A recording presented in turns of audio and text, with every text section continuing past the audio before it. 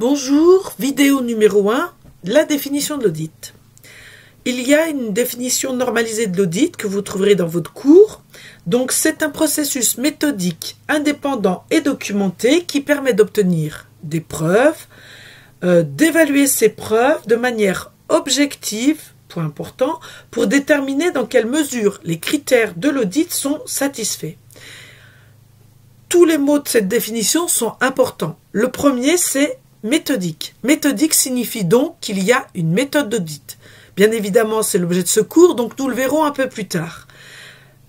Pourquoi l'audit doit être méthodique? Parce que c'est ce qui garantit le succès de l'audit, que l'audit sera bien mené, et c'est ce qui garantit qu'un audit sera aussi bien mené, quel que soit l'auditeur.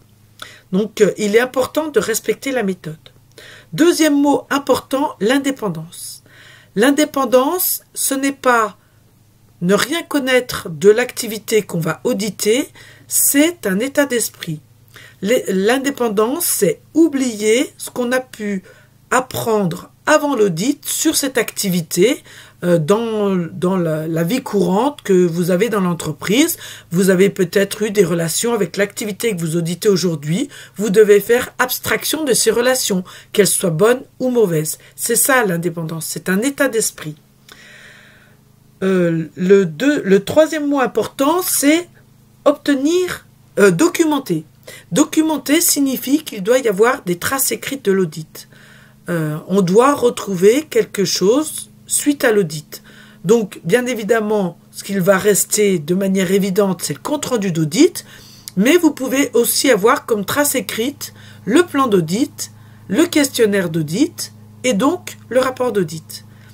Mais à minima, l'auditeur attendra à avoir des comptes rendus d'audit, quel que soit le résultat d'audit, qu'il y ait écart ou pas. Vous devez obtenir des preuves. Donc les preuves, ça veut dire que vous allez avoir des éléments factuels, des éléments concrets. On devra donc retrouver dans le compte-rendu d'audit un minimum de références à ces preuves. Vous pourrez noter par exemple le numéro de l'OF, de l'ordre de fabrication que vous avez suivi lorsque vous avez audité la production.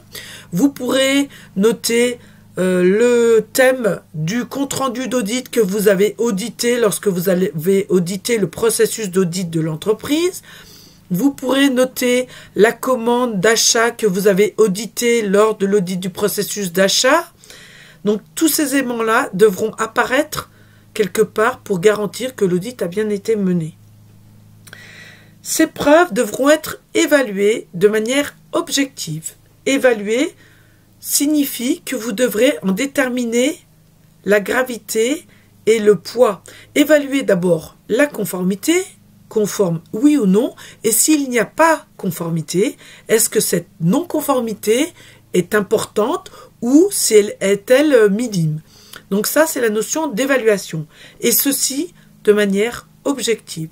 Ça veut dire que vous devez, ça rejoint l'indépendance, vous devez évaluer de manière complètement indépendante à partir des éléments factuels si c'est grave ou non.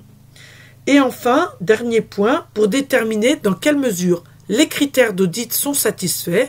Effectivement, les critères d'audit, c'est ce qu'on appelle le référentiel d'audit, ce à quoi vous faites référence. Ça pourrait être la norme, ça pourrait être une procédure, ça pourrait être un cahier des charges client. Il y a plein de référentiels. À vous de définir les référentiels, mais je reviendrai sur ce point-là dans la partie préparation de l'audit. Voilà pour cette définition d'audit. C'est assez complet, comme vous pouvez le voir, et ça donne déjà le paysage pour voir dans quelles conditions nous allons dérouler l'audit. Je vous remercie et je vous attends pour la deuxième vidéo. À bientôt!